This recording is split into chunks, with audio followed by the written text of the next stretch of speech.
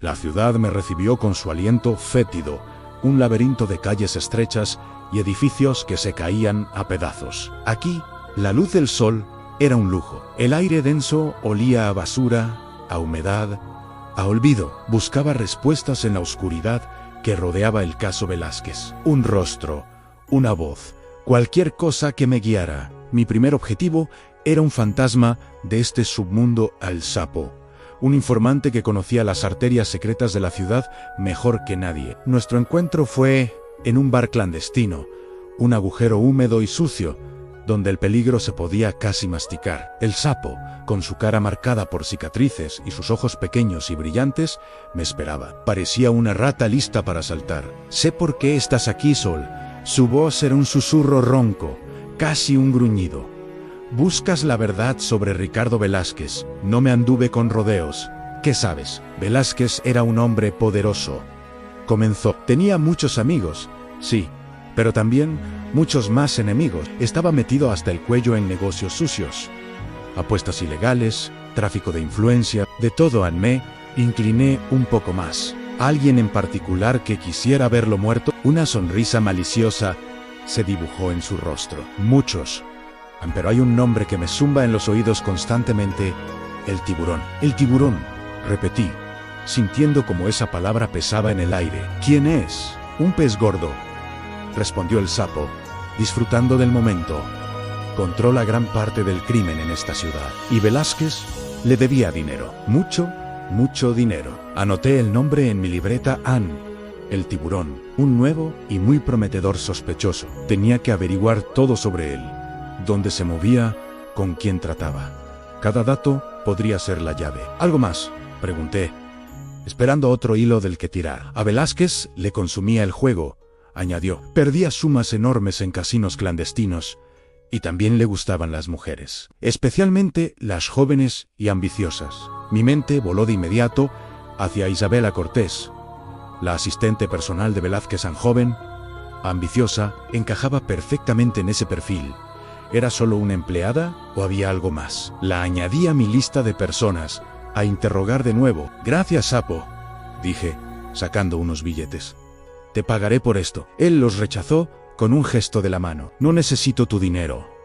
Solo quiero ver cómo cae ese pez gordo de Velázquez. Se creía intocable, pero nadie, absolutamente nadie, está por encima de la ley. Salí de aquel bar con una mezcla de náuseas y determinación. La información del sapo me había arrojado a un terreno aún más pantanoso, un lugar donde la línea entre la ley y el crimen era casi invisible. Pero ahora tenía un nombre, una dirección. Mi siguiente parada era un mundo completamente distinto. La clínica del doctor Emilio Vargas, el psiquiatra de Ricardo Velázquez. En medio del caos de la ciudad, su clínica era un oasis de calma. Paredes blancas, música suave, el olor a lavanda. El propio doctor Vargas, un hombre elegante y de sonrisa serena, me recibió en su consultorio. Inspectora Sol, un placer conocerla, dijo con voz pausada. Lamento profundamente la muerte de Ricardo. Era un paciente muy valioso para mí. Doctor, necesito que me hable del estado mental de Ricardo Velázquez.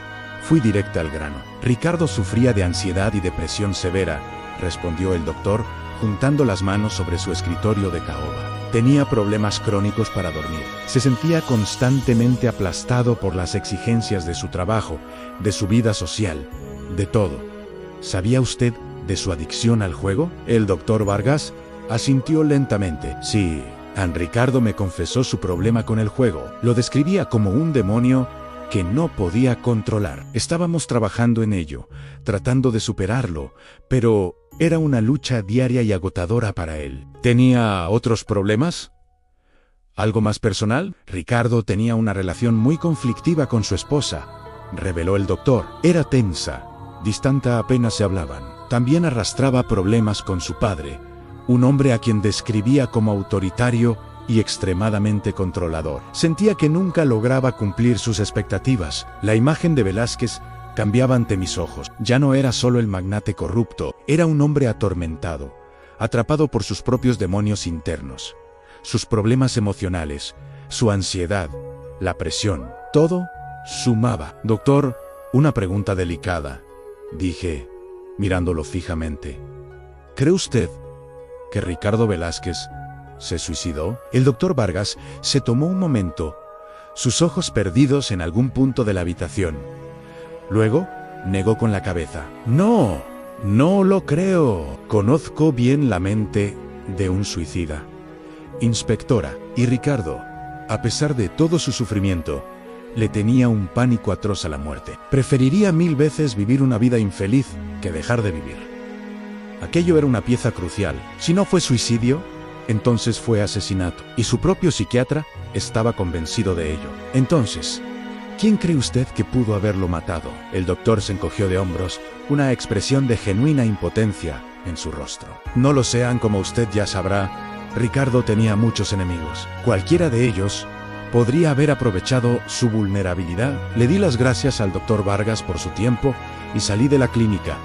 Mi cabeza era un torbellino de información. Por un lado, tenía al tiburón, un mafioso al que Velázquez debía una fortuna. Por otro, tenía al asistente, Isabela, que encajaba en el perfil de sus debilidades. Y ahora, la confirmación de que Velázquez, a pesar de su infierno personal, no se había quitado la vida. El caso se enrevesaba por momentos, como un nudo imposible de desatar. Cada respuesta me llevaba a 3 preguntas nuevas. Tenía que volver sobre mis pasos, conectar los puntos: la esposa distante, el padre controlador, la asistente ambiciosa, el tiburón de las finanzas criminales. Todos tenían un posible motivo. Mientras caminaba de vuelta a la cruda realidad de las calles, sentía como la ciudad me observaba. Sus secretos oscuros, sus personajes turbios, todo me envolvía en este laberinto de mentiras y engaños.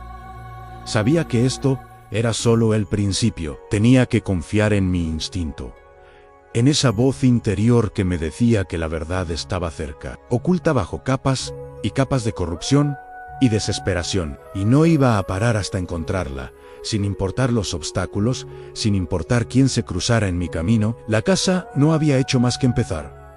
Gracias por acompañarme en este caso. Si quieres saber cómo sigue la investigación de la inspectora Sol, no olvides suscribirte y activar las notificaciones. Nos vemos en el próximo episodio.